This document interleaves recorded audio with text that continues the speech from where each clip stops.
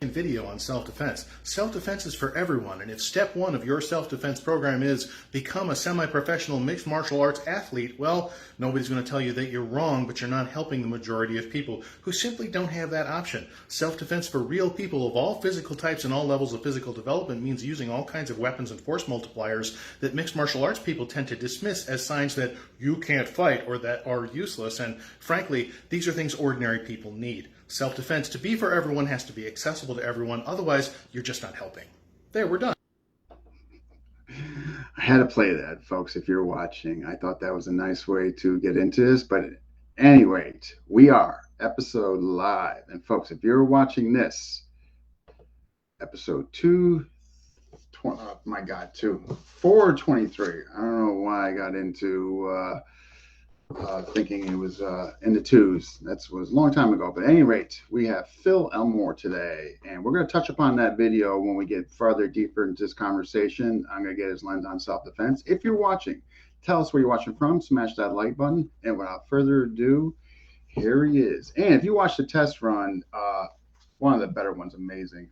Number of comments, likes, definitely one of the better test runs. So here he is, folks. Hey, how are you? Hi. Thank you again. I've been thinking about re-recording that video. I was trying to get everything I wanted to say into 30 seconds, and it automatically plays whenever I go to my own channel, so I see it constantly. And I'm like, it's a little manic. Maybe I need to say less and dial it back a little bit. But yeah, I thought it was great. So I was looking at your channels, which we're going to touch upon that. But I thought that would be a nice intro video. Sometimes if I find a really good video, instead of playing the music, I'll choose a video to kind of enter with, and I thought that was very fitting. And so incredible test run the other day. Number of comments, people really enjoyed it, and kind of segue into this episode from that. Just generally speaking, really quick. I know you touched upon this in the test run. Just quickly, your martial arts background. Well, like I said yesterday, and again, apologies for my cold, which makes me sound dreadful. I am a third-generation student of Willem Readers. I have an instructor level rank in Lushong, Kun Tao, Silat. There's a lot of different ways to refer to it, but basically, Willem Readers came to the United States by way of Holland, taught a couple people here in New York before moving out west. My teacher learned from one of those people, so I learned from him. So that makes me a third-generation student of that system. I trained in Wing Chun before that, and I trained in karate in college. And a weird through line in just about everything I've done, there was always a Filipino martial arts element. Even in my karate classes in college, they would get out the big canvas bag full of eskrima. And of course, they were more duct tape than rattan, some of them, but that was part of the curriculum. When I trained in Wing Chun, we had a Kali instructor there, and sometimes he would teach. We did a lot of stick fighting there. There were lots of Hobo drills in my Lushong training. It's just always been there. So even though I've never formally trained in Filipino martial arts explicitly, it's always been a component of everything I did. I found that really interesting, and I want to just talk a bit on the Silat Kung Tao, because I've always been kind of fascinated with that blend there. And again, you're saying the Thor's lineage, correct? I'm a little fuzzy on who claims what. Like, Willem Readers trained a guy named Gary Galvin. Gary Galvin trained a guy named Dan Donzella. I learned from Dan Donzella. Sifu Dan retired to Florida, and his son teaches in our town to this day. Nice. Okay. So, and I know I've interacted with elements of the Dutours family. I've got a book somewhere on my shelf that was written by one of them. But when it comes to who actually claims what lineage, I'm always a little hazy on that stuff. It's kind of like when knife people start talking blade steels, my brain doesn't retain it. Yeah. I only mention that because I've heard the gentleman read it, and his name has come up before in previous episodes, and I've heard nothing but really good things about that guy. So it sounds like your lineage is solid, you know. Well, from a content standpoint, I suppose there's a lot of politicking. Like it's my understanding that when Willem Readers went out west, some of the students that he taught out there have a contentious history and don't always get along. And you know how the CLAT politics are just as bad as FMA politics because Mm, martial arts politicking overall is always bad. You know, especially after an instructor passes away, and then oh the my people God. who are left start arguing over who's in charge and who's right. Um, so it's one of those things.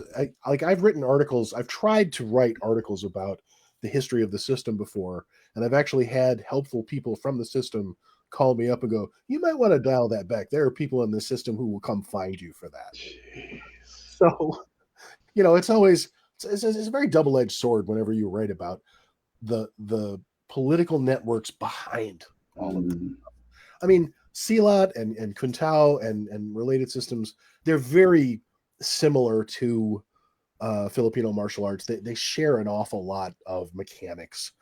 They work really well together.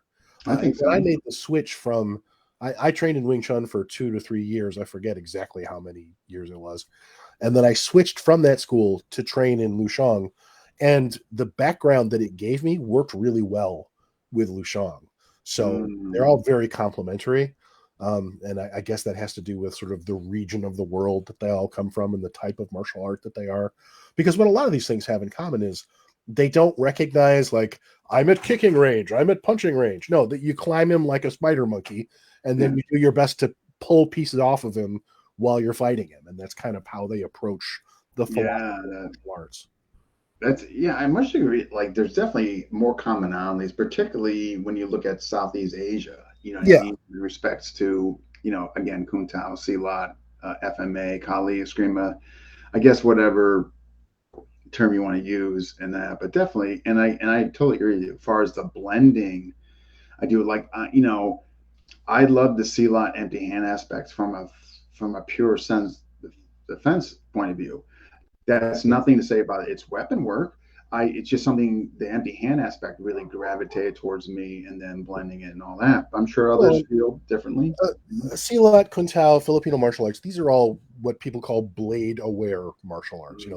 They acknowledge the existence of weapons. Many of them start training weapons right off the bat, as opposed to like Japanese martial arts, which usually saves the cool stuff You for the gotta end. wait till you're a brown belt Yeah, before you touch that weapon. right. You mean while you're getting your butt kicked for 9 years, you gotta wait. But so when did you stop training and all that? Was it kind of college that no, but in college you were taking classes. So was it after college you kind of stopped training, or Stop training what? I mean, like martial arts, or have you always been dabbling or training? Well, I started in college and I've been doing different martial arts ever since. Oh, I've fantastic. slowed down in recent years, especially when my teacher retired and went down to Florida. So I still get out to seminars That's occasionally. awesome. Awesome. Awesome. So you're still dabbling, which is that. Oh, fantastic. Yeah, the last couple of times, like I think there was that window after everyone got vaccinated where we all thought we were impervious, and my teacher came up to give a seminar here in town. He was up from Florida, and I Mm, went to that one. That was not this past summer, but the summer before, I okay. think, somewhere in there. No, So I think that's fantastic. You're still there because I want to. We got a bunch of folks saying hi, Phil. We have Paul, Joel Hungar, Robert Small, Terry Dugan, Phil Carew. Who I got questions for him. We got Brian Kanata, Brett, Renee, and Jay Fujimoto. Renee says, I'm more of a holler monkey. He just wanted us to know that. That's but all. everybody has to channel their own kind of monkey. That's how you Yes. individualize. What kind of tiny angry monkey are you? And it's important. It's very Now climb relevant. the opponent. What kind of monkey are you? And what are your behavioral traits? Exactly. Renee, oh my gosh. And we got Eric O'Brien. All right. So, what led you into journalism? What was the inspiration?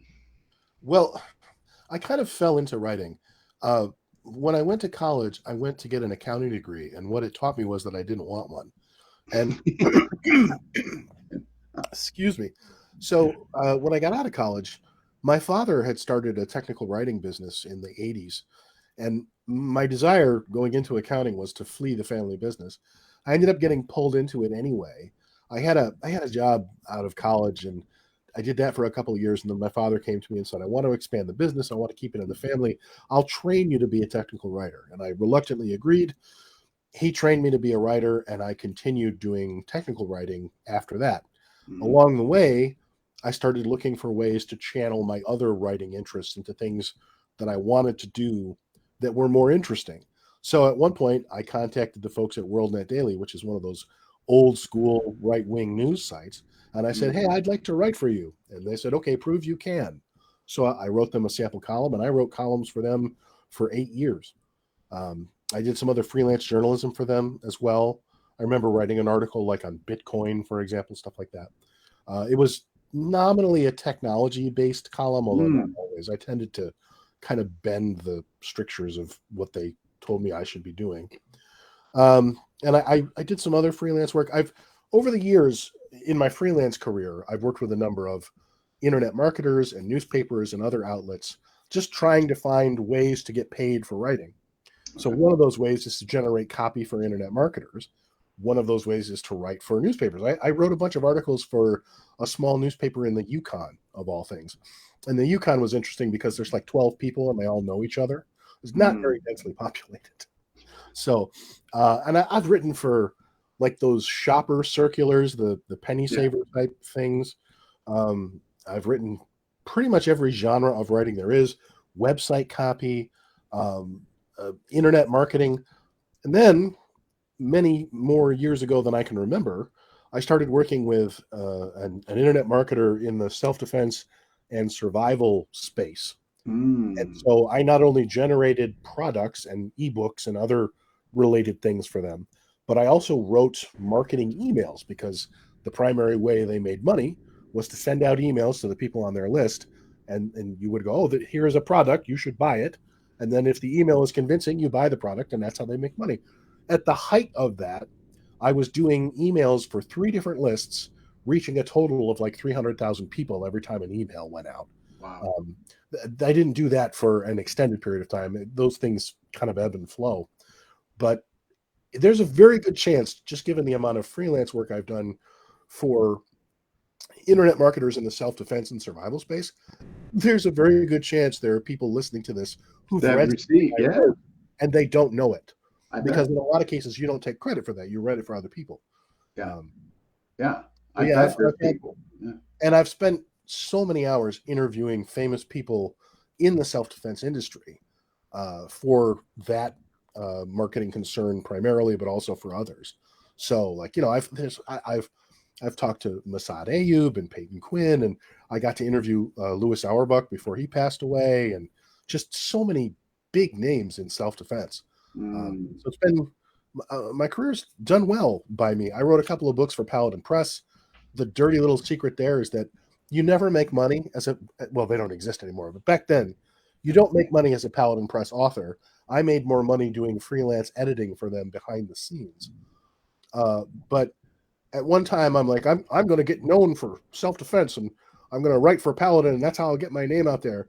And to date, my best selling book is a book on CPAP machines because life is not without a sense of irony. That wow. So that's jeez. I mean, I obviously would have never guessed that. Um, so when you were hired, to write, again, send those email the 300 plus and what have you, is that kind of kicked off your further interest to stay within the martial arts community, as far as coverage and writing? Uh, no, I was always interested in the field. Like even back in the days when I had dial-up internet, and I had the free website space that comes with like an AT&T account. I had my first primitive websites and talked about martial arts and self-defense and some of the websites that I found useful and some of the websites that I found not useful. Mm, And at some point, I just decided to start using, like back then, they used to tell you don't use your real name online. So at some point, I made the decision to start using my real name and sort of hang out my shingle as a writer. And Yeah. it became a self-fulfilling prophecy because I started doing an online magazine called The Martialist. And then I got known for writing about self-defense. Well, how did I get known for writing about self-defense? I just started doing it. Yeah. So it's kind of been a constant for the last 20 years. That's amazing. Oh, wow, wow. And so in all facets, self-defense, knife, different systems in Yeah. particular. Well, and I went through a period of my life where I did a lot of tactical firearms training too. I've trained with simunitions. I took classes with, several of the big names in the industry, people like Craig Douglas and several other outfits that would come to New York on their circuits through. And then I got out of that, one, because it's quite expensive, but two, because they just kept making owning and carrying a handgun that much harder in New York. So at some point, I'm just like, I'm done. I don't need the stress in my life. Yeah. But I'm really fortunate to have had that level of training, because a lot of civilian types, just ordinary people, aren't necessarily going to do that. A friend of mine's coming up from Florida because he escaped from behind the Iron Curtain here in New York, and we're going to get together a couple weeks from now. And some of the guys that will be there will be people that I met at those firearms classes, so it'll be neat to see them again. Nice. Wow, wow, wow. Yeah, the Iron Curtain. Gee, I wonder which I. But this background, though, which is really an amateur's background in self-defense and everything else, really helped me over the years in writing articles and website copy and emails, and to be conversant in these topics. Even just interviewing people in the self-defense industry, being conversant in all these topics really helps facilitate you asking them relevant questions. So, and then Yeah, they'll no, make this is connections. right. I was So checking you out. Like, I definitely saw, like, to the magnitude of the coverage you got and all that, and which I think is incredible, fascinating. We have a question here from Renee, and he wants to know: have you ever written for Harlequin Books? yes, Harlequin used to have a men's adventure imprint called Gold Eagle. Gold Okay. Eagle put out the Executioner, Stony Man, and Super Bolin books, which were like extra length Mac Bolin books. You may or may not know those titles, but the Executioner is the series that the Punisher was kind of ripped off The from, the Punisher. comic book. And the Executioner was one of the earlier men's adventure pulp action series where both the Executioner and the Punisher were men whose families were killed by indirect violence. In the case of the Executioner, it was the mob. It's like, oh, the mob has indirectly murdered my family. I guess I will kill all the mob then. And he did for like 40 books. Don Pendleton, the original author of the series, sold the rights to Harlequin, and under their Gold Eagle imprint, they paid dozens and dozens of authors like me to write entries in the series to the tune of hundreds. There's like 700 books in that series when you put them all together. And I wrote like 24 of those. So Nice. I wrote for them until the Harlequin sold that, or Harlequin got bought by Tor, and they decided to discontinue the imprint, I think. And the rights reverted to Linda Pendleton, Don Pendleton's widow, and she passed away just recently. So no one knows if there's ever going to be any more Executioner stuff. But I was pleased to have had the opportunity to write for them. So I've written a bunch of commercially published action novels. And yes, technically for Harlequin, even though they don't say Harlequin on them, they say Gold Eagle. That's wow, wow. Renee's got a follow-up comment. And the Executioner was a Spanish-Italian dude who just happened to be a dog brother, as discussed in episode 355. Just so you know, it's Renee was episode 355, and he's very proud of it and would like everybody to know. So, oh, okay. I was like, that's news to me. that's all that is. So, what? Again, this is so interesting. Like your coverage and all that in there. Is there a particular like that really resonates or draws you out, your passion when you're writing a cover, anything in the martial arts world? Is there something that really brings out, like, in other words, like when I look at the episodes I do, some of the theme episodes really just bring out the best in me, because particularly if it's a topic I really enjoy, and I think that goes across the board for everybody. Do you have that? I think for me it's knives and anything involving knives Yeah. in martial arts, because I was a knife person as a child, not in a knife fighting capacity, but Yeah. just I just thought they were cool. You have that knife gene or you don't. When I was a very small child, my great grandmother passed away, and Mhm. there was a box of things that used to belong to her, and I can remember my grandparents saying, "Hey, is there anything in this box you would like?" Yeah. And one of those things was a tiny little multi-blade pocket knife. And of course, I was far too young to have a sharp implement like that. And I don't remember, I vaguely remember this, but the story had to be retold to me because many years later, when I was in college, my grandmother presented me for like Christmas or something a little wooden box. And inside that box was that knife and a sharpening stone that was bowed out on both sides because it had been used so much. Because that woman had used this knife in her sewing kit from like the 40s. Oh wow. So she told me the story and said, I'd like you to have this knife. Please be responsible. Because my grandparents hated the thought of weaponry. I remember one Christmas when I was a teenager, I got this massive Bowie knife and I was holding it up and I was all proud. And my grandfather asked to see it because they were visiting that Christmas. And he held it up and he looked at it. And you have never seen a more disappointed, disapproving look on a man's face. He didn't hold with it, but my grandmother nonetheless gave me this little pocket knife because she knew that I love knives. It's Mm. one of my most prized possessions. It's sitting here on my desk to It's this so day. funny. I still have my original. I was in around your age. That's when I first got my Swiss Army knife, and I still have it to this day. There's Yeah, definitely something. Tom Solders told me knife is in your DNA, and you agree with that? I think so. I think you either have it or you don't. I You think can you can learn it. You don't have to have the DNA, but to truly love it, to love knives for their own sake, to want to collect them, in my mm, case, accumulate them and do nothing with them. My father carried the biggest Swiss Army knife all the time, every day in his pocket. I carry a Swiss Army knife, and I have an entire drawer of Swiss Army knives. And I don't need an entire drawer of Swiss Army knives. I yeah, just have one. yeah. So it's just something that kind of gets into you, and you just enjoy them for their own sake. I Uh, agree. I agree. I got I to think go it to is enough. for the Yeah. longest time in my life, I wanted to go to Smoky Mountain Knife Works, the world's largest knife showcase. And when I went to the Blade Show in 2014 down in Atlanta, we stopped in Tennessee, and I got to go to Smoky Mountain Knife Works, and it was everything I'd always hoped. Yeah. And because it's Tennessee, they keep the pepper spray next to the children's toys. That's over there with the kid stuff.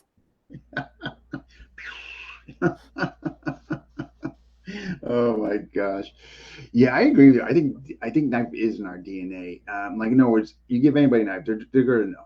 They're just gonna know what to do with it. You know what I mean? It's just an innate biological whatever, I don't know. But Well, yeah, it's one of the first tools, not the first tool, but one of the first.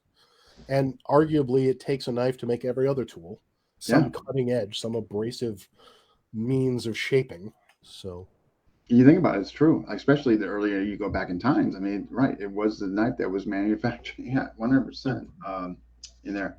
You I watched some of your videos and all that, and you have a provocative way about you, but I like it.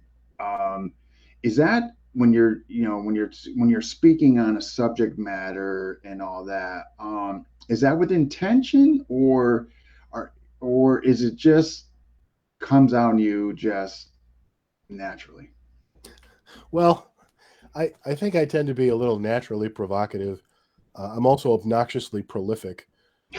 There's just a lot of my stuff out there, whether it's there whether you want it or not. Yeah. Some guy once commented that the only two constants on the internet are porn and Phil Elmore, and thank God the two never mix. But there are times, especially when I do like titles and stuff, I Mm, try to draw from my internet marketing background and try to find things that will get the video noticed or the article noticed or whatever it is I'm doing. The one thing that never gets noticed is trying very hard not to offend anyone. So mm, I just go in the other direction. I try to be very on or off, very, very, in your face when it comes to getting an idea across. But at the same time, I don't take myself very seriously. mm. And I like to think that people will find that and enjoy it. There are a lot of people who really, really don't like me and don't like what I do, I'd like to hope in most cases it's because they don't know me and haven't interacted with me. Because I like to think if you have the chance to talk to me, I'm pretty engaging. I think But that's what it is. I think the unknown creates, in other words, you don't know, the unknown creates, okay, I look at the unknown. I can go, well, I want to know more about that. I think I might like it. But I think people gravitate the unknown like, no, I don't want to look at that. I don't want to get to know that and all that. And I just think, and I just from what I've seen and observed from doing these interviews close to 4 years now, I think people are just reluctant to embrace the unknown or what they don't understand. And so, in lieu, as far as you're concerned, if they might catch maybe a snippet of what you did and they didn't like it, now they're going to make that conclusion like, no, I don't want to watch any more stuff. And I think that's unfortunate because in conversation with you, what you just alluded to, I think people probably would really enjoy have a sit down with you. well, there's another reason that a lot of people don't like what I do, and that is because they look at me and they're not impressed, and for good reason. I don't look like somebody who just at a visual glance would be an authority on anything, unless it's donuts. That guy knows a good donut. But I've never let that stop me. It goes all the way back to when I was in college. I had never done anything athletic in my life up to that point, and they told me you have a 2 PE credit requirement to get your degree over the course of the next 4 years. I remember that. Yeah. And so for the first one, I took tennis for a semester, and that went about like you would think it would. I was not good at tennis. And then for the other one, I'm like, I cannot go through another of these pointless gym classes. And I was told that, well, you could enroll in the karate club because they'll give you credit for one semester and then you pay to be in it after that on your own time. But be warned, people at your level, freshmen or whatever I was when I started, they don't usually get in because there's high demand. So I put in, I forget how this worked. It's been so many years, but I put in for it. And by some miracle, I got it. And knowing that I had never done anything athletic in my life. And somehow I managed. And what I learned was, even you dumpy, doughy fellow, even you can do this if you really put your mind to it.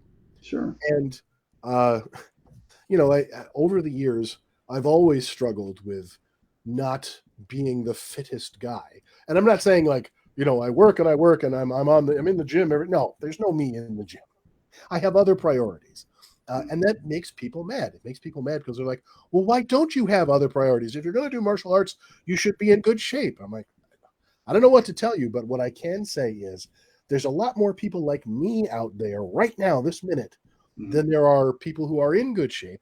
And those people want to be able to defend themselves too. And what I don't want to say to them is, okay, go away and come back when you've lost 100 pounds.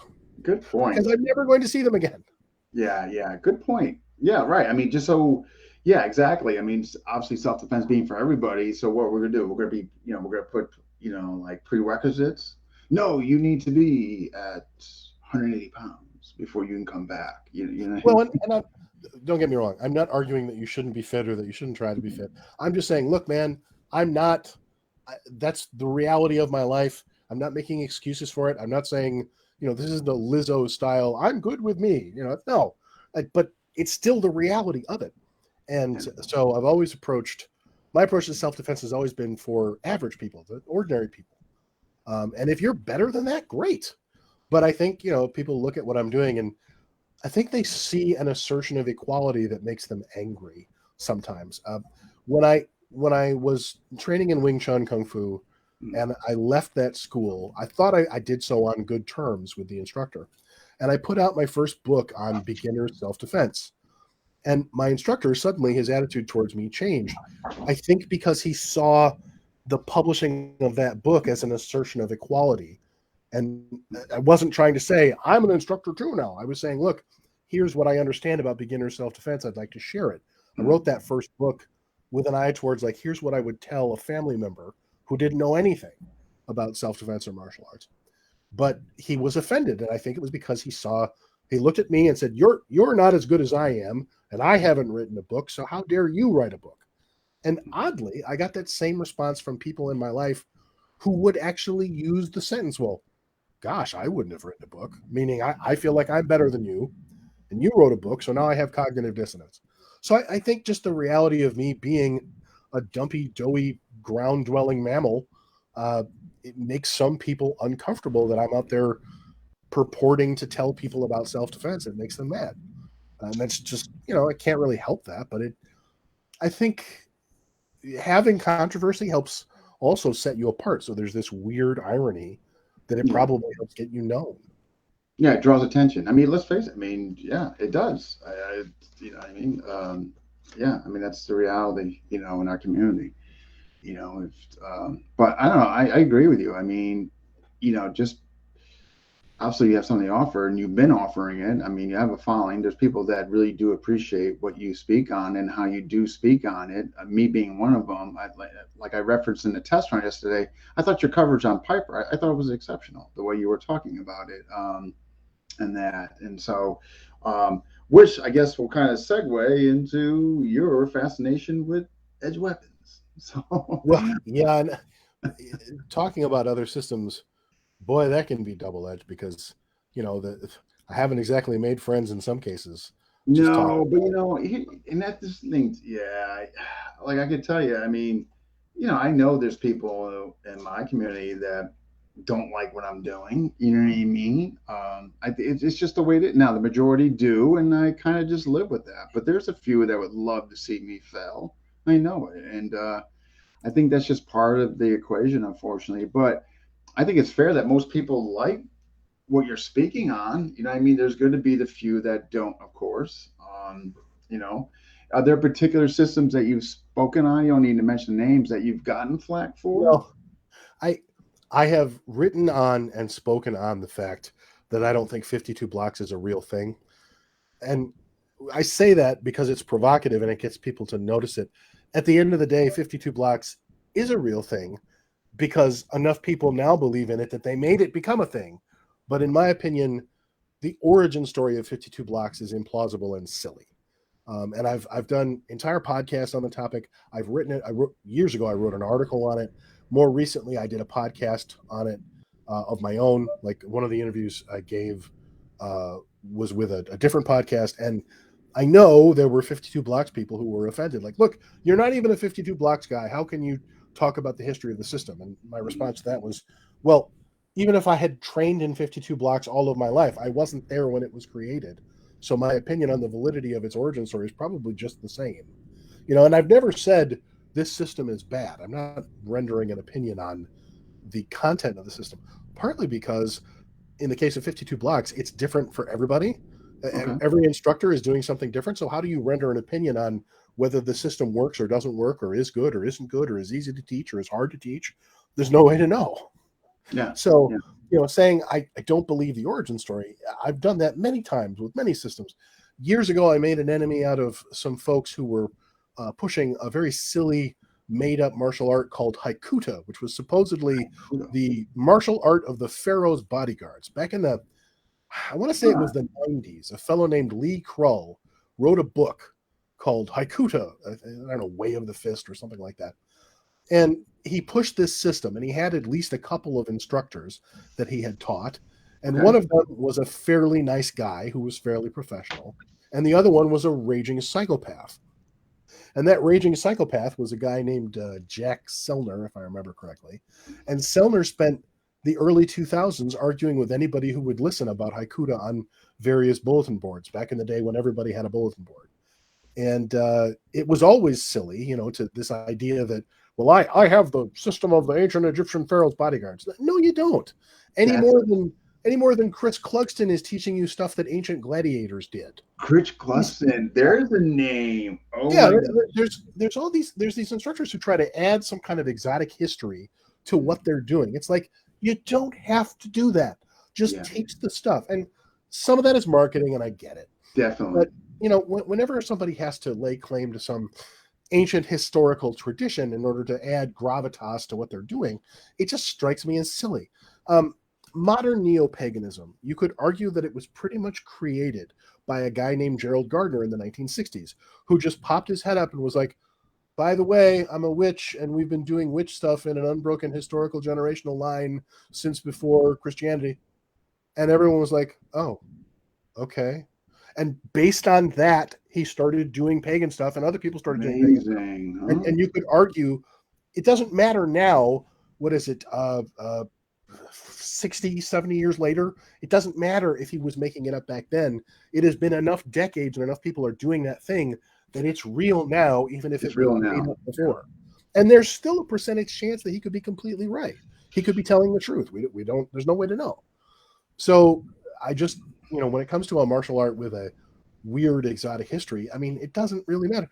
Nobody argues that you shouldn't train in Wing Chun because the story of it being invented by a small woman is Mm. somehow implausible. Like that was millennia ago or something, and no one cares.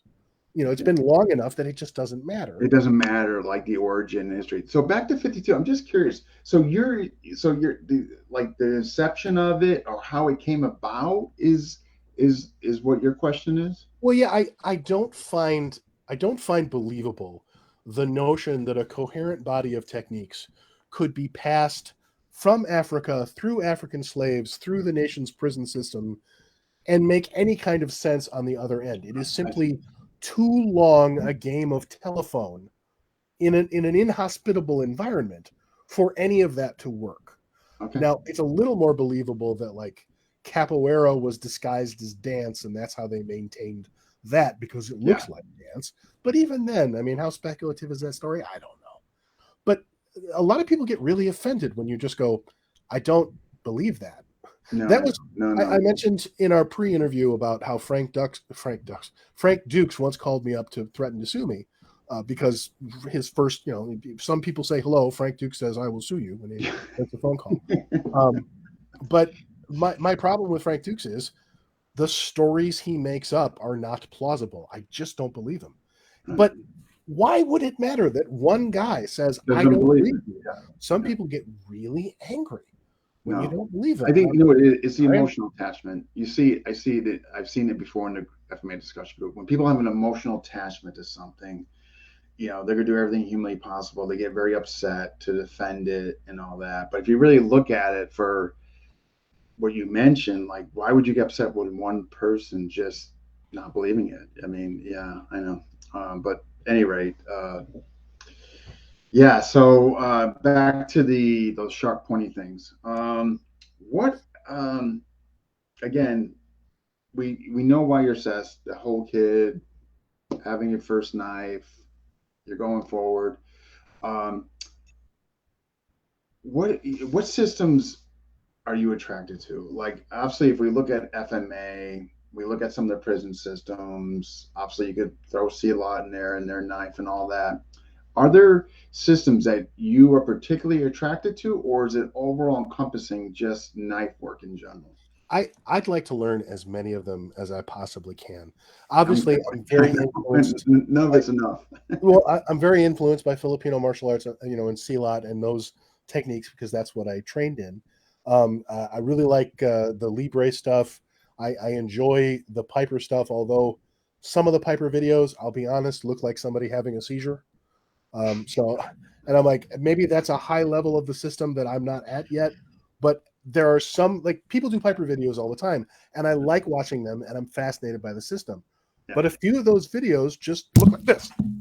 No, it's depending on if they're trying to create the overreaction through a fluctuation of elevation changes, movement. There's definitely, obviously, like anything, a reason for it, a science Yeah, behind it. But yeah, yeah. what's I'm your just point there? I reacting feel on, like from the you look outside like looking in. somebody's Um, spastic, and yeah, yeah, but like I mentioned in the pre-interview, I just discovered a Russian knife art called yeah. You Tolpan were or telling me that.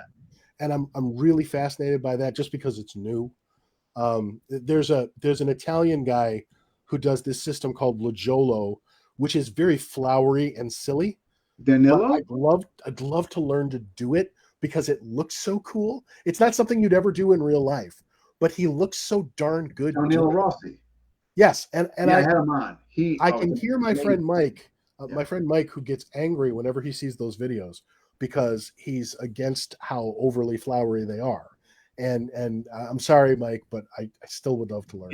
We joke about it all the But time. I've seen the video. And I've had him on the show.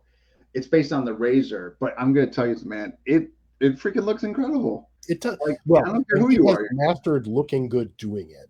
No, and he does. I mean, he's an interesting guy. He really is. And yeah, but I could definitely see from what you're talking about, it's intoxicating to look at. I'd be Yeah, the man. I'll tell you, I'm admit it. I'm a little less enamored when he starts doing firearm stuff Yeah. because when, especially whenever one of these guys who's not in the United States starts doing firearm stuff, I Mhm. start to get a little nervous because especially if they're from the UK or Canada or one of these places where it's really hard to get actual firearms credentials and firearms training, then I'm like, where is this coming from? Yeah. So that's not a specific criticism. It's just I get a little nervous. Yeah. That's no. That's all right. But Yeah. at the same time, I have said before, because apparently I just like making people angry, the overwhelming majority of urban firearms trainers in the United States are frauds.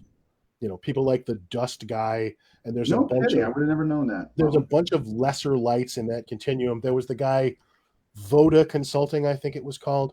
You get these urban firearms instructors who are teaching supposed tactical firearms to an inner city audience of people who have no frame of reference. You know, like, maybe they know guns, maybe they don't, but they have no frame of reference for actual legitimate tactical firearms training. Hmm. And these guys are ripping them off. And the Dust guy is the single worst example No because kidding. everything he does is horrible. And he manages to be arrogant and pompous about it at the same time. He's probably doing it to justify his actions, if anything. Well, he did the one thing he could do when he got known and people started bagging on him constantly, Mm. he played up to it, which is really the only response. Your only options are ignore it or play up to it.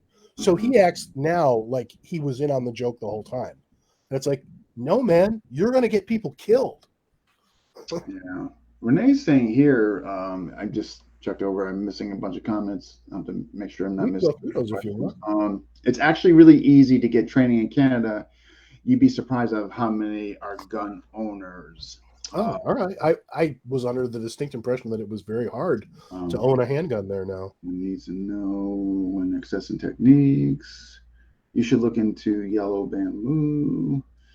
Yes, motion always overrides logic. Yeah, definitely emotional attachment. Absolutely. We got Jason Schultz. We got Danny Terrell, obviously. We got, let me see anybody new coming. Mike Raymond. It's okay. Yeah, I'm assuming Mike's talking about Ganello. I'm assuming at any rate. But okay, so because I got a couple questions that came in from um, if all right, let's look at here because Phil Cruz sent a couple questions in, and before I get to them though, you touched upon the systems that you're really vested and interested in. What systems are you kind of currently dabbling in, if any, far as knife? I guess I've been going through a lot of the Libre videos recently. Libra, Um, yeah. Okay. and Got that. Scott makes that. Scott started doing this thing on his Instagram channel where he breaks down the specific techniques that he's doing, Okay. and he'll actually throw up text on the screen, which is a really great way to do video instruction. Okay. Text on a screen that breaks down components and gives you an A, B, C, D, so you can follow along. I love that stuff, so I've been enjoying that. Nice, nice. I've heard, yeah, I know I've heard a lot kind of about Libre. Never took it. I've seen enough of the videos and it's, spoke to folks regarding it. I've heard mixed things, but probably I think it's fair to say more on the good side than bad. You know, um, looks like it's a fusion of kind of Piper and FMA. I mean, he definitely trained with Lloyd first, and now kind of segue into Nigel. Is kind of historically speaking in there. Is that your understanding or? I'm not clear on those aspects of it. Like I never really explored it, so I just kind of take it as it is. Yeah, yeah. What okay. I like you the way you use the term cult, and I don't think it's that I don't think you're necessarily being when you use the term. I don't see you attacking. No, Yeah. I referred to Piper and Libre and Medusa, and there are others as knife cults because they are organizations of individuals who are devoted to using the knife for self-defense primarily. It's built around the knife. There may be an empty hand component, but these are things dedicated to using the knife. And I just like the American Bando Association. There's probably an empty hand component to what they do, but it's built around weapons. So I don't think it's a bad thing to say, I am going to embark on the study of self-defense using the knife as my primary weapon. Among the good reasons for that would be the fact that the knife is so powerful of a weapon. There is no more powerful individual self-defense weapon after a handgun than a knife. Correct. Because of the amount of damage you can do with the least amount of physical effort. Even an extremely physically weak person or a physically small person, even a child holding a sharp knife is capable of delivering extreme damage. Absolutely. And to do so very quickly. If you take somebody who can just stab really quickly, it sounds horrible to even reference it, but there have been mass knifings in multiple countries where multiple casualties were created, not by a mass shooting, not by an active shooter, but by one highly motivated person with a sharp knife.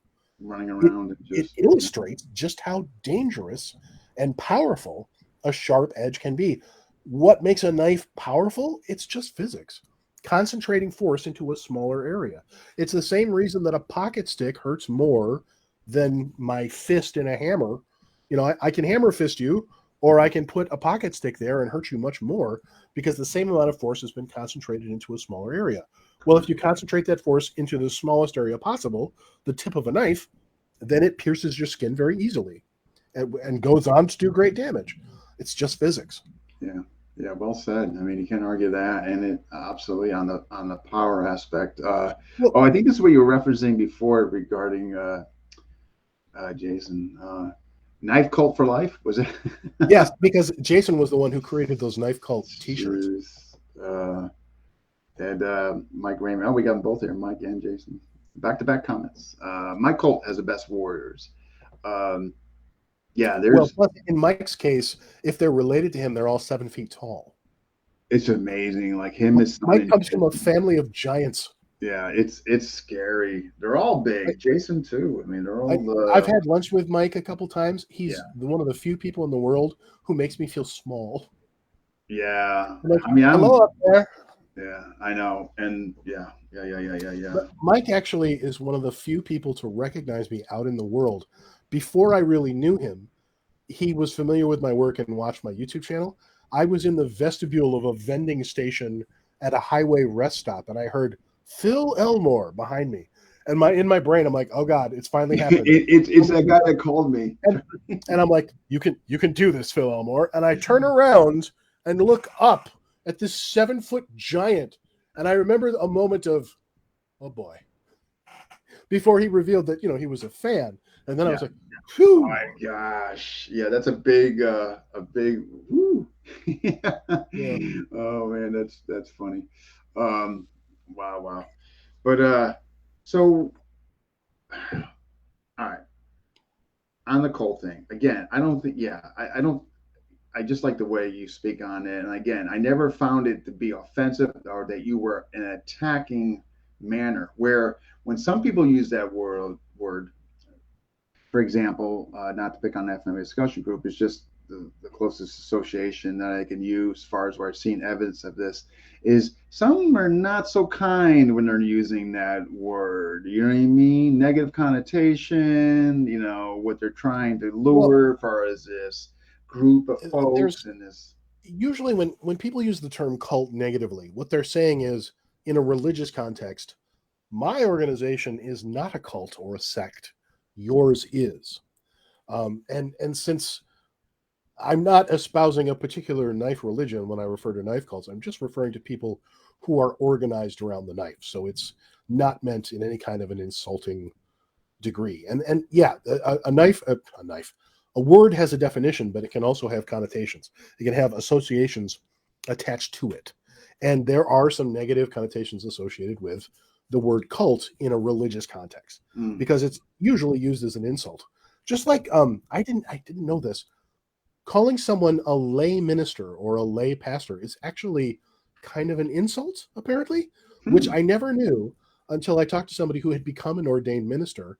And before he was ordained, he said, yeah, sometimes people who are ordained will refer to lay ministers in an insulting way. And I'm like, I had no idea. I just thought it was Yeah. how you refer to people who Right. aren't ordained yet. Huh, So, interesting. Interesting. Interesting. Yeah, I'd never heard of that myself. Let's get to Phil's questions. All right. Phil had two of them. All right. And I'm pulling them up now. Okay. Could you please ask Phil about what he likes about knife fighting systems to the actual open hand close quarter combat? I'm not sure.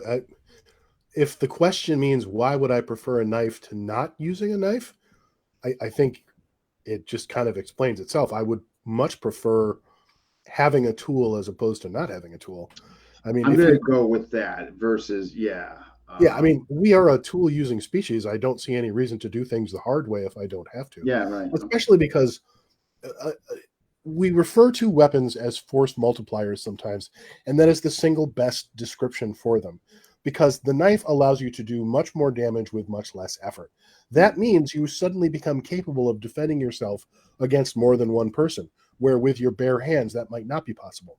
It means you become capable of stopping a much larger person, whereas with your bare hands that might not be possible. Or fighting your way out of a very bad position Mm. when otherwise it might not be possible. Yeah. That's what happened in the case of Jared Ha, who was, I believe he was a college student at the time. Another drunken college student had him down on the ground and was beating him down. And so he used the karambit he was carrying and cut his way out of that situation. He would not have been able to extricate himself with his bare hands. It would not have been possible for him to do enough damage to work his way out of that situation. So, given the option, I'd rather have a tool that allows me to multiply force simply because it gives me more options. That said, I as a very young child, I used to read Star Wars comic books. The Star Wars comic book got ended ironically because they didn't believe there was enough interest in keeping the series going. So after Return of the Jedi came out, the series sort of limped along for a while, and then they're like, well, there's probably not enough interest in Star Wars to keep this going, so they shut it down.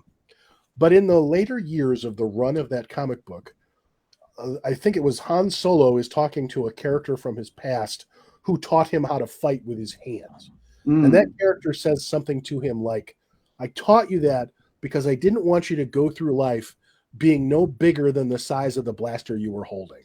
And Okay. that stuck with me as a child, that you don't want to go through life being no bigger than the size of the weapon you have. So Yeah. yes, being able to fight empty hand is important, and there's no reason not to learn that. But I see no reason to intentionally do things the hard way if I don't have to. Now does Mm. that mean it's the old, when the only tool you have is a hammer saying, it's not like because I carry a knife, I'm going to use it for absolutely everything. Right. Right. Um, there are times when potentially lethal force is appropriate, and then there are times when it's not.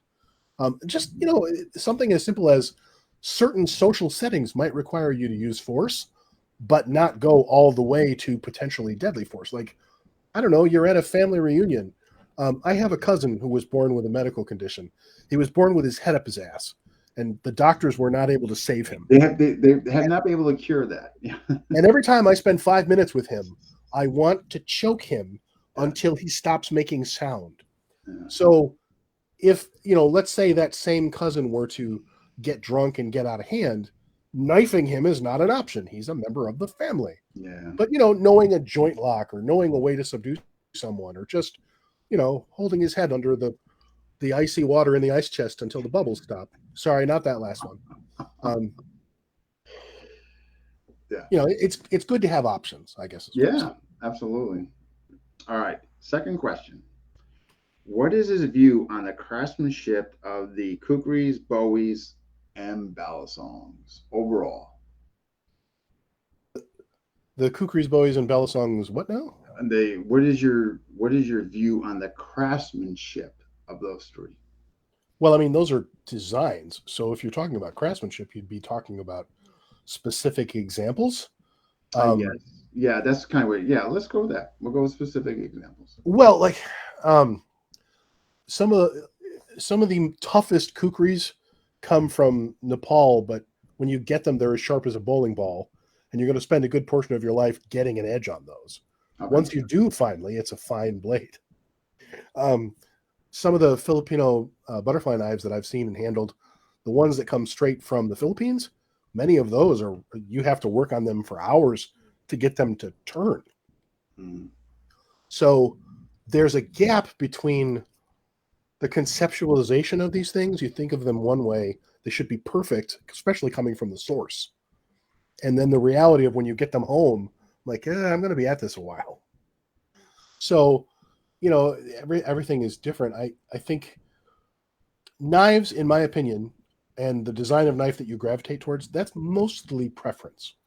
Any cutting edge is usually going to do pretty much the same job. Now, there's design differences that will really get in your way. I want to say Hockheim spoke on this topic, and other instructors have, about how in his knife sessions, the students with karambits were at a significant disadvantage compared to the students with more conventional knives. This is my international symbol for karambit, if that wasn't obvious. Gotcha. So obviously the design of a knife will make a difference. But within broad categories, I think as long as you've got a sharp edge and it does what you need it to do, and it's relatively conventional, then it's mostly a matter of preference. And also, can you carry it comfortably? Is it legal? There's all kinds of real world considerations. All kinds of factors. Yeah. So, and then when it comes to the craftsmanship thereof, well, you can evaluate every knife based on fit and finish, and is there lateral play? Is there horizontal play in the case of any kind of folder? Is the lock secure? Does it create hot spots in your hand? That kind of thing. Okay. Another question came in, and this is from Glenn. Did Phil keep in touch with Justin Swift? This was during the phone book armor incident. I think I talked to Justin by email not that long ago. Yeah. Okay, so you're still in touch. Okay. I think so. All right. And I'd much rather carry an impact weapon than a knife. Good job, New York. Yeah, you guys are in a tough state there. Especially, matter of fact, as far as New York, you correct me, actually, or Jason, yourself, or even Mike. Are the laws different from, for instance, versus the city, the boroughs versus yes. there? The state of New York doesn't have a length law. The city of New York City does have a length law. Okay. But the problem is that knife law in New York is intentionally vague. The statute is you can't have this, you can't have that. Is this cool? You can't have that either. Or any other dangerous knife. But they don't define what dangerous knife means. So, and we've seen, like, gravity knives are illegal here. That refers to a very specific design, but gravity knife has been misinterpreted to mean everything from spring-assisted knives to any knife that the cop can snap open with his hand. New York City has had a big problem with perfectly legal pocket knives being prosecuted as gravity knives. So much so taken that away too, right? I mean, the reason why I'm asking, I remember somebody going down there, one of my, this is some years back, and I think he was going to a concert, if I remember correctly, and he had a pocket knife. Nothing really outstanding or scary, and they just took it. Like, well, if you get your knife taken from you, that means you just got robbed. I spoke with a New York police officer once about this. He said, look, when I pat somebody down, if they have a knife, I take it. Now, he's talking about criminals in a much more dangerous area of the city, but he says, look, if they ask for it back and it's not illegal, like if it's not a switchblade or something, then I have to give it back. Most of them don't ask. So he had a shoebox full of knives that were knives he'd taken off of people. Gotcha. Most people will just go, well, he took my knife, but I'm not charged with anything. I'm going to count myself lucky. But if he just but if he just took your knife and didn't charge you with a crime, he basically just robbed you. All right. Well, this guy was I think he was just so thankful that he wasn't getting arrested and spending the night in New York. Yeah.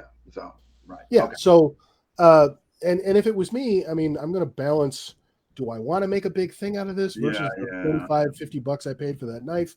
And my policy is I'm not going to go to a public venue with a $200 knife. But because there are times I went to the state fair once and they had implemented new security measures. And so I go to walk in, and they saw the clip of my knife in my pocket. They said, "You can't bring that in here." Well, at the state fair, the parking is like 2 miles away. So I either have to go hide it in a planted, what's the word I'm looking for?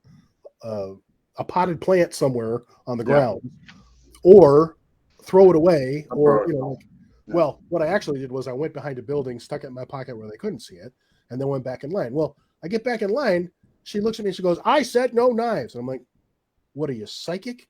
Well, no, she was looking at the clip of a flashlight that I also had in my pocket. So I had to take it out and hold it up and go, "It's a flashlight." But since that time, they have changed the way they do security. They now have these new security sensors that use a kind of LiDAR technology to image different densities on you. So it's not a metal detector. It detects anything that meets what its AI thinks is a weapon.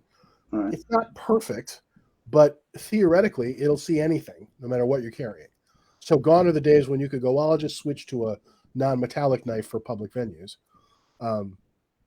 It's getting harder and harder to stay armed in places where you're not breaking the law, you're breaking the rule of the venue where you are. Venue. Got it. A great example would be like a local baseball game. They have those same security things at my local baseball stadium. And it makes it real easy to get through security. You don't have to take crap out of your pockets anymore. But used to be, if I wanted to go non-metallic, I could. Can't do that anyway because they passed a law here making non-metallic self-defense knives illegal.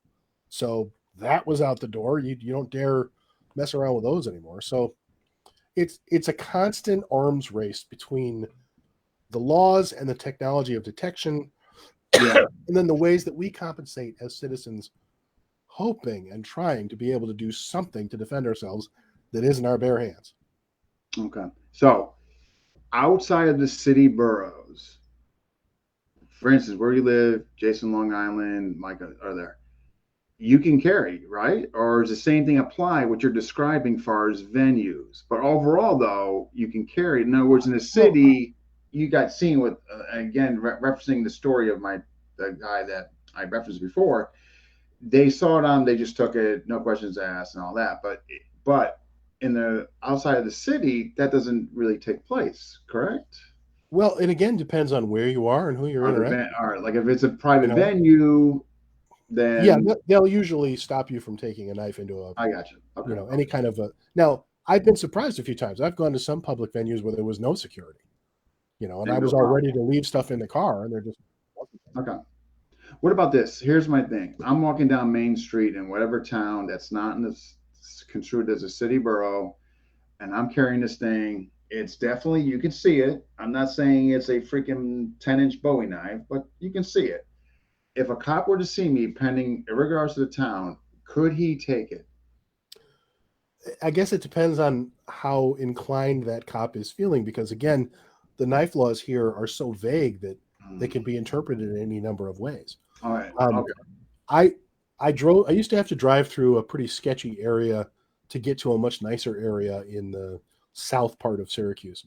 I would take this little loop through a very bad neighborhood and quickly exit it, coming off the exit of the highway. One of those times, I saw a guy walking down the street with a full-on K-bar just on his belt for all the world to see. And I'm pretty sure that was his way of saying, "I know I'm in a bad neighborhood, leave me alone." Yeah, I'm guessing too. And honestly, when it comes to like a large fixed blade, if you're out hunting, no one's going to give it a second thought. Yeah, but if you're in a city that isn't down Main Street, I don't like your chances. I mean, it all comes down to no. Okay. Really, you can get away with a lot as long as you're not drawing attention to yourself. Yeah, exactly. Yeah. And here's Mike's comment. I carry a sheath knife out in public. Okay. And but much to your point, you're in a shady section, the cop's coming by and he's seen you walking down with a K-bar, Well, and his reaction, depending on how bad it is, if you're a member of the dominant demographic versus a non-member or a member of a non-dominant demographic, his reaction may be different too. It might be just rolling down the window going, "You're taking your chances." Yeah, or it might be you getting 100%. That's definitely demographics they're going to play a role in that too. And when it comes to my day-to-day carry, I carry a knife that I think falls within what any reasonable person would interpret as legal. And Okay. then I don't conduct myself in a way that's going to cause trouble. And I figure I'm probably okay. Yeah, in Connecticut, it's can't be double edge on both sides. No switchblade oriented like mechanism like that. Yeah. 4 inch, the 3.5 inch or 4 inch the blade, and you're good. And you can walk. I mean, you can walk around. I mean, they can see the clip, the whole 9 yards, and you're fine. And that, but but again, strutting around with a Bowie knife, regardless of where you are in Connecticut, cop sees you, you're probably, you're probably getting pulled over. Let me see here.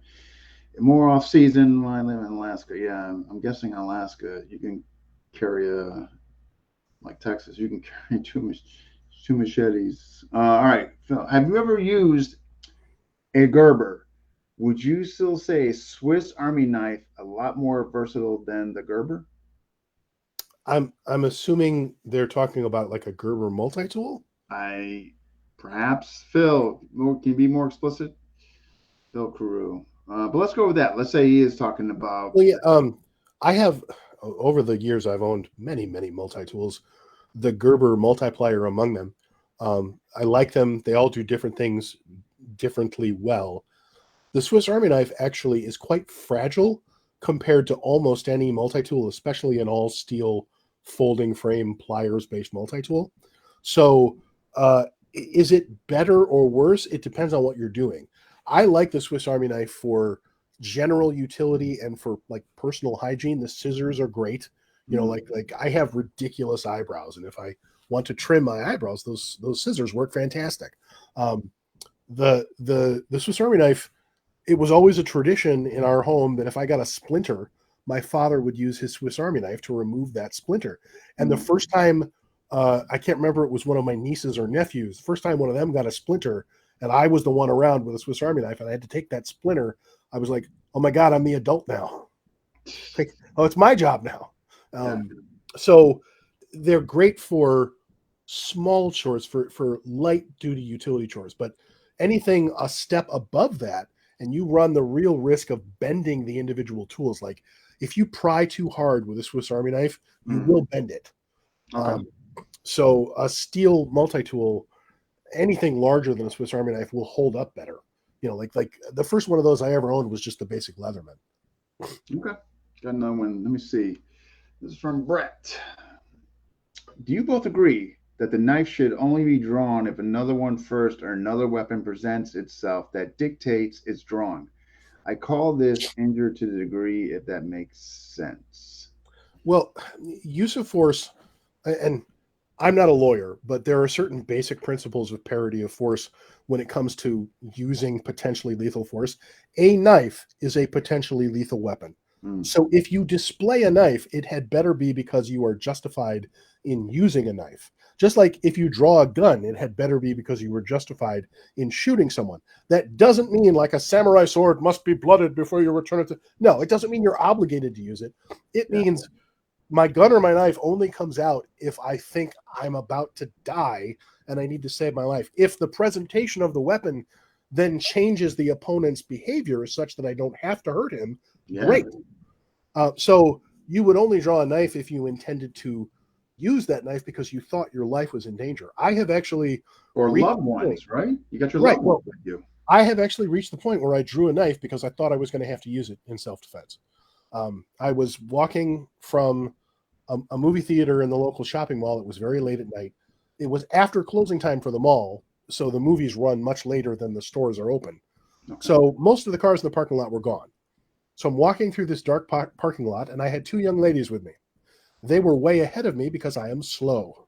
And I look behind us, and there are two guys pursuing us. And there weren't any other cars near mine that they could have been going. So the behavior struck me as suspicious. And then I realized that they seemed really intent on following us. And I thought, oh, I am being mugged. And then I looked at the two young ladies, and I thought, okay, I'm going to have to do something. And I was not happy about it. So I took the folding knife that I was carrying with me. I snapped it open. I put it in a reverse grip. Mike, you'll be pleased to know that I did it with a fist and not with my thumb on anything. And I got ready to have to start stabbing my way out of danger because against multiple people, I am in fear for my life. I could be killed. Mm. And much more importantly, I have loved ones that I now You got must. loved one, ethical obligation, right? You Yeah. got loved ones with you. Yeah. Well, 100%. those two guys either saw me standing there and not moving, either saw the knife or didn't see the knife, or coincidentally realized they were going in the wrong direction. Whatever the reason, Coincidentally, yeah. they turned 90 degrees and walked away. Now, one of those reasons might have been that lunatic has a knife. They might not have been muggers at all. I'll never know. Yeah, But I firmly believe that they were, and that, just being ready to do something about it prevented it from happening. good on you. Yeah, like you were And I ready would in not the, have in the drawn a protect- knife. Like, you can't just draw a knife and show the world and be like, I got a knife, you better get away from it. Like, you had better be in danger. Yeah. Otherwise, you're committing a crime that is 100%. called menacing or brandishing, depending on how that's interpreted. I don't know the exact Yeah, letter of the law. 100% though. My father, I once yelled at my father for brandishing a gun. He got into his car in the driveway, and somebody else passed by with their windows down, and I don't know what they did that caused him to yell an insult at them, but he did. So the car lurches to a stop. A guy gets out, starts walking at him. My father pulls out his handgun, which he was licensed to carry, and just shows it to him. Doesn't point it, just shows it. The guy leaves because what else can you do? Yeah. And my father very proudly tells me this story. And I said, Dad, you've just committed a crime. And he was not happy. He was angry at me for telling him that. I said, You're sitting in a car. He's on foot. Roll up your window and drive away. Don't go showing guns to people. So, oh boy, yeah. Nobody ever called the cops though, so I guess my dad lucked out. Brother John Kuspis, Amok, brother. Okay. Question from Joe. Can Phil name his favorite 10? My God, tactical fighting knives. 10. Oh, 10 is a tall order, but there are a lot of knives. Well, there are a lot of knives I've been very fond of over the years. Okay. I am a huge fan of those Mercator Black Cat style flat folding knives. Let me get that in the. Okay. So I carry these because they're nice and flat, Gotcha. and it makes a good. It's a good all around utility knife that you could also use as a self defense knife if you needed to. Nice. I am a huge fan of Bram Frank's knives, so that's another of my favorite categories of knives. Gosh, it's really hard. I love the Benchmade Model 42 and any butterfly knife that's based on that pattern. Let's see. There's so many other folding knives that I'm fond of. I don't think I can narrow it down, but I will say I'm very fond of a knife that a lot of people, I would say a lot of people misunderstand, and that is that I'm a huge fan of the Boker reality-based folders because I like the features that they have, despite the very silly depth gauge thing marked on the plate. I wrote an entire article called "In Defense of the Wagner reality-based blade" because I like the knife, and I think it is largely misunderstood. What's your Boston Ellie's? He makes wonderful stuff. I like his stuff a lot. It's crazy, right? Crazy stuff. Yeah. Yeah, there's Columbia River. What's that? Columbia River. Over the course of my knife buying years, I have owned so many Columbia River knives. I think their M16 knife was the one I've owned the most of. Yeah, but I'll just start throwing names out there, and you can just tell me your name. Emerson. I've got the Emerson Karambit is my favorite Karambit of all time. All right. Spyderco.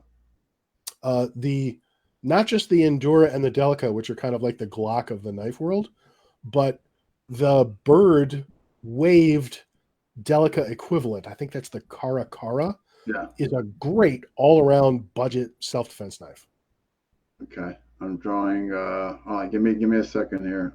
I promise I'm gonna come up with more. We came up Boston there. Hogue. Not real familiar with that. Hogue knives. I mean, I know the name. I don't own any. Yeah.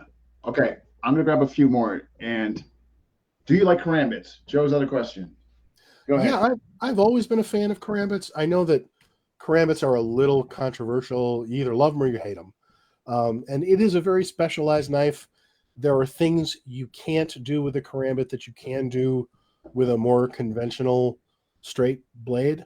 But in terms of of an extreme close quarters infighting knife that is geared towards primarily slashing and to a secondary degree sort of hooking thrusts, I like them a lot. I always have. So if I was right up against somebody, I would want to have a karambit. But then again, because the martial arts that I've done are those that really don't see long range as a range, and really don't profess that you can dictate range. Like you're just going to be on top of each other, so go to it. Fighting in a phone booth essentially. So that was your base on Hogue. So here's the Hogue. I won this in a raffle. Bill McGrath did a raffle, and it's basically it has a PTK thing on there. And so here it is, the Bikita Terja Kali, and this is the Hogue. There you can kind of see the PTK. Oh, I like that. I can see that has features that I like from here. Yeah. I'm a big fan of that integral guard that is part of the blade, so that if the lock were to fail, it's protecting your finger. I like any knife that has that. And I love anything like this for the blunt, you know what I mean? And this here, the guard, yeah. So I tell you, very fortunate that I won this. What about ZT? I don't know much about this company. Never owned one. That's pretty much it. ZT. Yeah, they look cool. I've never actually owned one or handled one. That's only other two I was going to bring to your thing there. But do we need fancy knives? No, we definitely don't, Ron. Favorite full tang blades from Joe? Well, I don't. Part of my problem is I don't get real sentimentally attached to any given knife. I just I like accumulating them, but there's none that I feel really strongly about. What I like I'm a big fan of Japanese style Tanto knives, especially with the more traditional curved tip as opposed to the Americanized Tanto blade, although I like both. So I have on display around my office a number of Tanto knives. I'm trying to see if any of them are within fast reach, and I guess I'd have to get up and grab them. But I like that style of knife very much. Mike Raymond, ask Phil about the 007 knife. Oh, I wrote a whole article about that because it was a knife that was so linked to the sort of the culture of New York City. The 007 knife was just this cheap wooden locking folder that proliferated in the 1970s. Okay. And it's a specific pattern. And for whatever reason, it had 007 written on it, and that became part of the lore associated with it. But especially if you grew up in New York City in the late 70s, early 80s, you probably knew about this knife. And I wrote a whole piece on it. I just found that whole thing kind of fascinating. My Wing Chun instructor said that he used to carry one of those when he was a teenager, and that having that knife got him out of more than one fight where the odds would have been unfair. Interesting. First time I'm hearing about it. Wow, interesting. Yeah. Second question from Mike. James Williams knives. Oh, I'm a big fan. I used to have a whole set of them, and then at some point I realized they were just collecting dust, and so I sold them to somebody who would enjoy them more. But because everything he does is basically Japanese inspired, I am a fan of them. I think they're beautiful. Nice. You kind of, all right. The opening video, which I played, you were talking about self-defense and how in relation to a cage fighter, MMA. So self-defense, your lens on the community that advocate pure, I teach self-defense.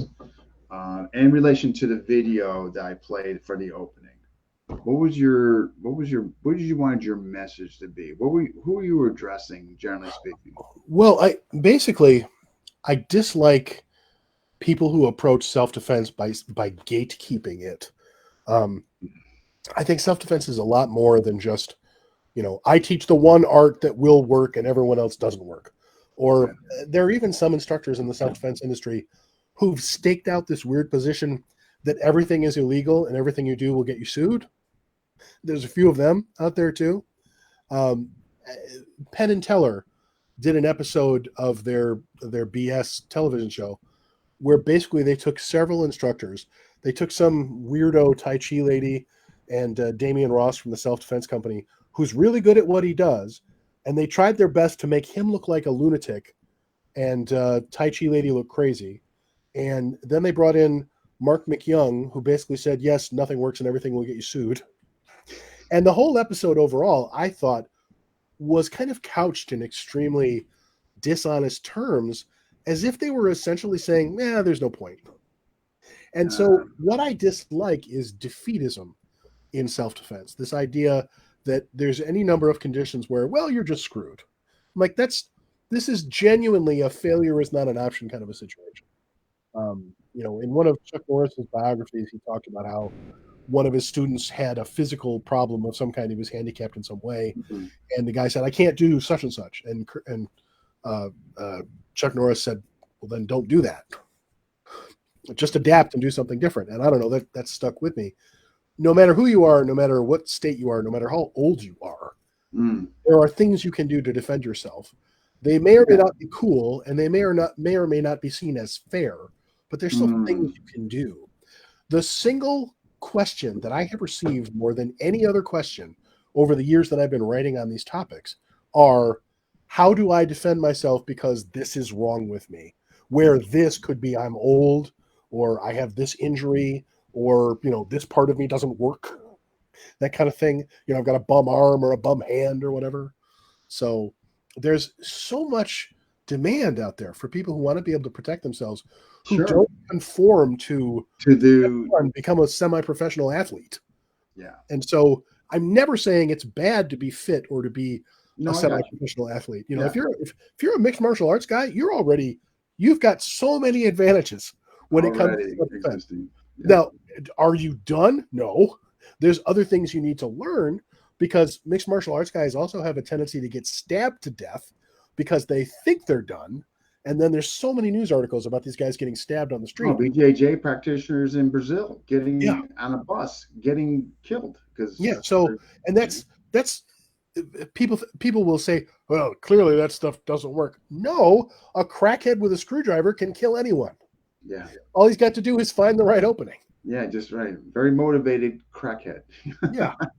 So, and actually these days, crackhead is that term is kind of dating me. Apparently there's a whole suite of new drugs. There's some zombie drug out there called xylazine. They keep inventing new drugs, and they're getting worse. I lead a very boring life, so I'm not. Yeah, that's just scary stuff to me. But much to your point, though, you're right. I mean, the self-defense, right?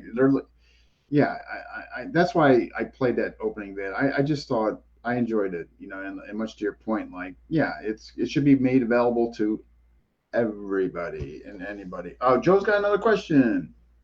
Any stories on the Almar willow knife of his blades in general? I've always thought that Almar's blades were really nice. A friend of mine has one of his folders. It's beautiful. I don't really have any stories related to it. Okay, but Almar makes. They're nice. They're nice knives. I'm gonna have to check them out. I'm not familiar with The heyday of Almar knives was a while back. Okay. When Almar was alive. Right. I remember the first time I encountered Fighting Knives magazine on the newsstand at a bookstore. Yeah. Excuse me. And at that moment, I was like, this is a thing. You can buy a magazine about fighting knives.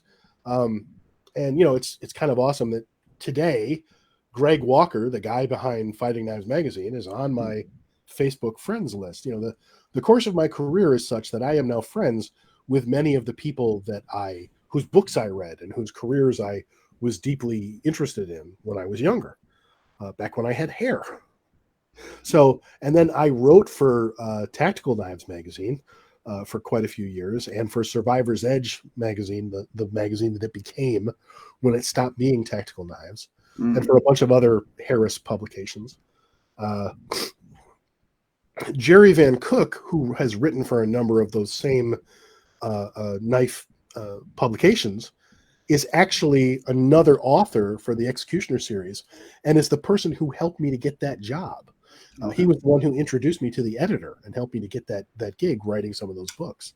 So there's all these weird cross connections and networking that takes place in this little tiny universe of self-defense and knives and martial arts. And it's a smaller world than you might think. Masad Ayub, of so many books on firearms and articles about guns and tactics, Masad Ayub actually wrote for Black Belt magazine and has written some really great stuff on figures like Count Dante, John Keehan, in martial arts history, and his back catalog of work is really amazing. Awesome. And Mike, I'm just waiting to make sure I'm not missing any questions. Let me see. I remember the magazine Fighting Knives and the Tactical Knives, and on the cover, Mike Raymond. I say it all the time. The best people that do Valiants have zero training in combat sports and martial arts. Let me see here. Okay, I think I'm caught up with that. All right. Okay. Brian, Hobo tactical movement. Gone too far? Lost a message? This is from a question from Brian Canada. Yeah, what is the Hobo tactical movement? Sorry for coughing into the microphone. I kept trying to mute myself. The Hobo tactical movement is this movement away from expensive tactical knives and to expedient fighting knives. So, like, I have an Etsy store where I put Kydex sheaths on paring knives, and I sell them as a disposable kind of a Hobo tactical solution to something you can cheaply carry for self-defense. That idea is not original to me. That idea originated with Ed Calderon and Matt Studebaker of Zulu Bravo Kydex. Matt, who's an incredible Kydex craftsman, he makes some really nice sheaths and beautiful knives now too. Like, he's a full-on knife maker now. But I think you could probably trace the origins of the Hobo tactical movement to Ed, definitely, and there are probably some other influences in there. And it's kind of this minimalist approach where at one time, you mentioned James Williams before, the first version of the Hisatsu knife that I remember was not the Columbia River production version. It was a $400 version of that knife, and the the ads for that knife said things like, "You've never been a tactical operator. You've never done this. You've never done that. We know because of the knives you buy." I remember reading that ad and thinking, it's a bold strategy, Cotton. Insulting the audience when you're trying to sell them an expensive knife. I get what they were going for. I don't know who was producing that version of the knife because I don't remember. But when years later, we've gone to the other end of that spectrum where now the cool kids aren't carrying a $400 custom knife. They're carrying an $8 knife with a $25 Kydex sheath on it. But the circle came full circle again because Topps now offers a really nice tactical version of that fruit knife. Okay.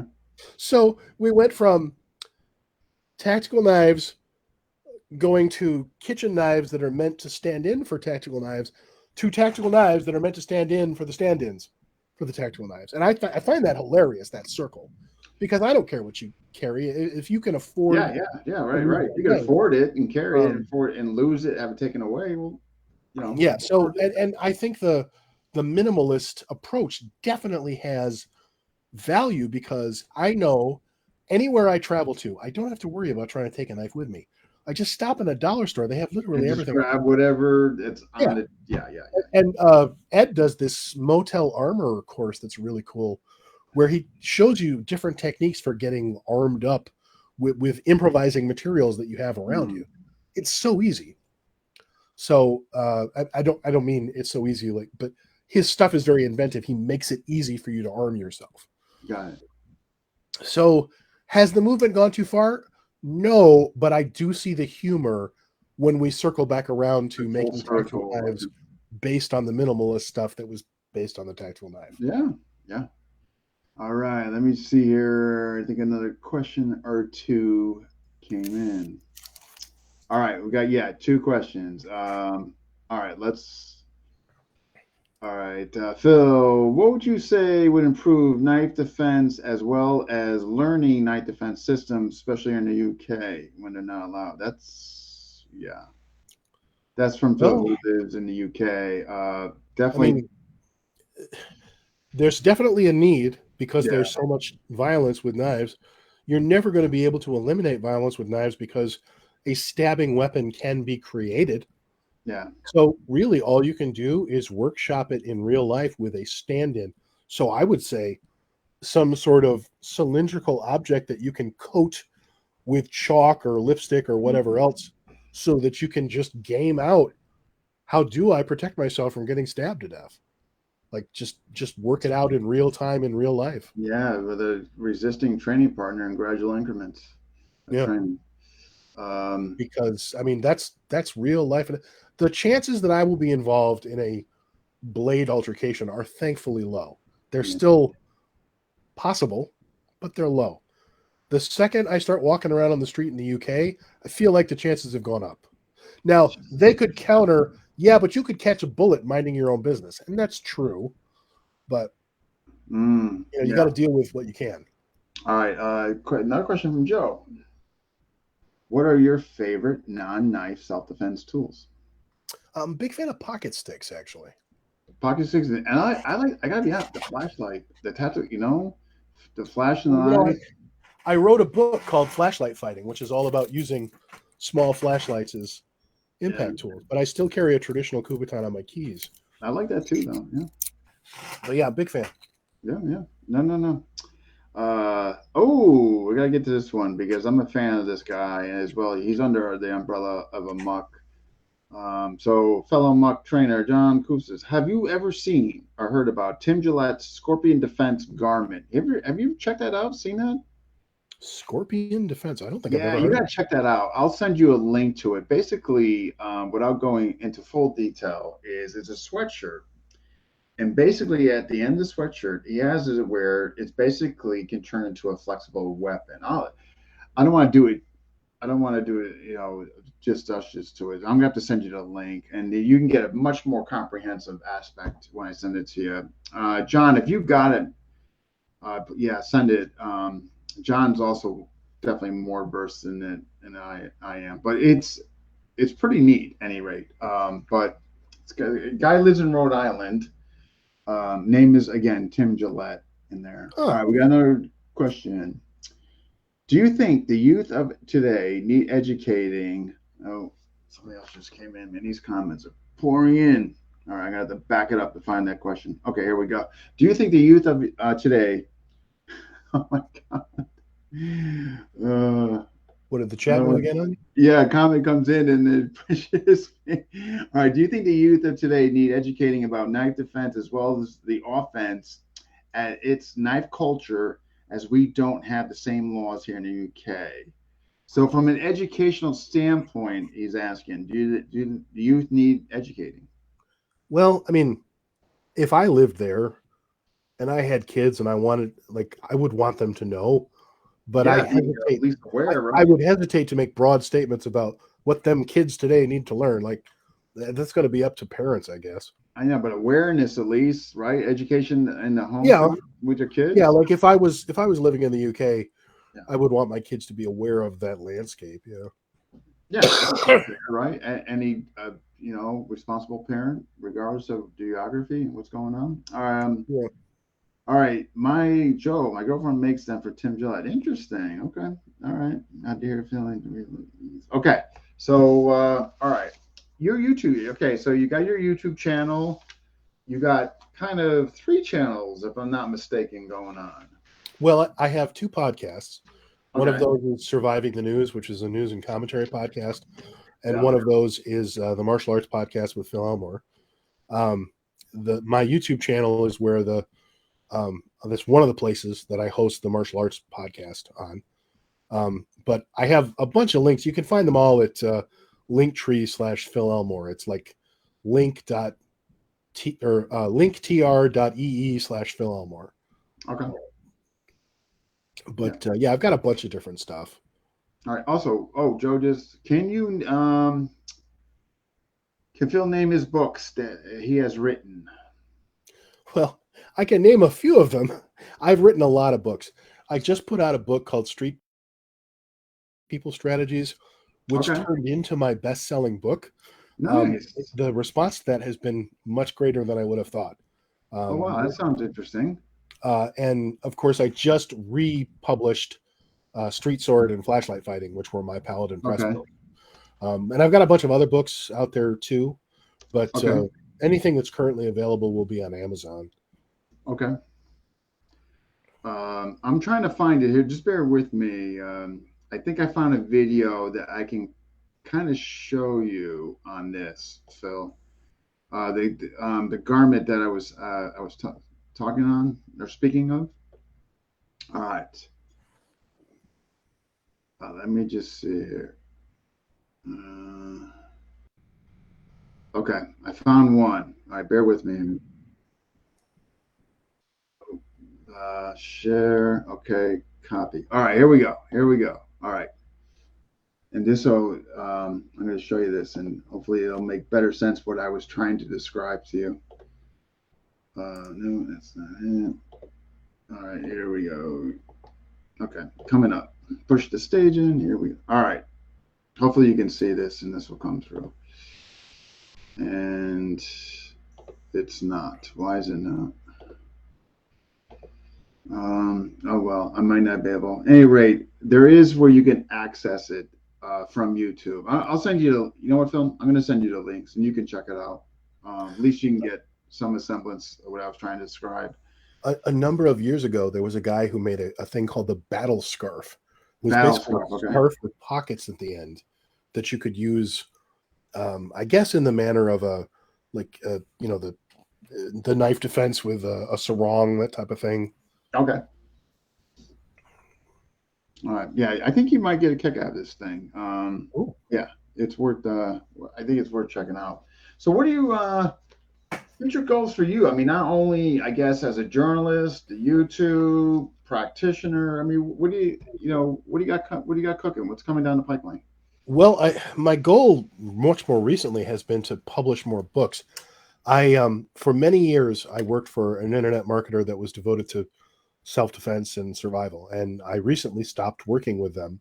And so, since I had some more time, I thought now would be a great time to produce more of my own work. And that's why I put out Street People Strategies. It's why I reprinted Street Sword and Flashlight Fighting. And so I have a bunch of books that I'm working on right now that I'm not done with, because what I would like to do is hit a steady pace of producing books quite regularly. And I haven't quite met that.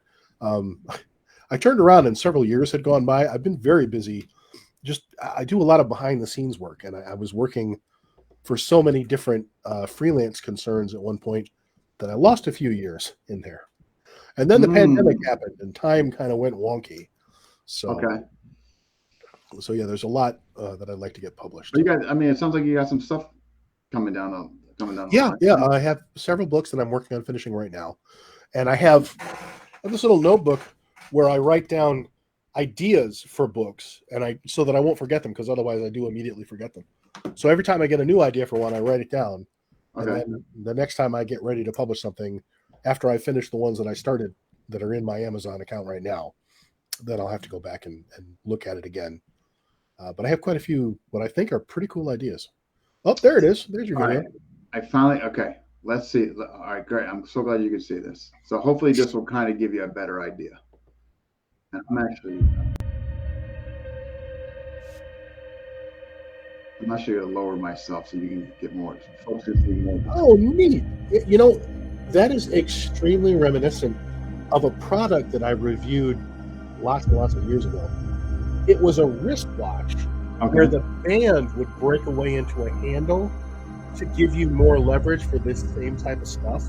It's actually a very similar idea. Pretty clever, huh? Huh. I feel like a lot of people are going to look at something like this and see it as a solution in search of a problem.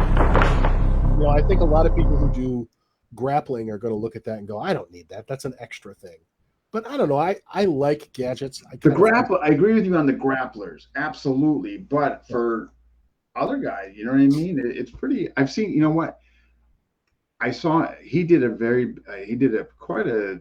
I want to say at least it was a good 15, 20-minute demo. One time I um, had David Gould up and Tim came and he demoed it for like a good 15, 20 minutes. And it was pretty exciting. I mean, the application and some of the different scenarios he was using it for to pull it out.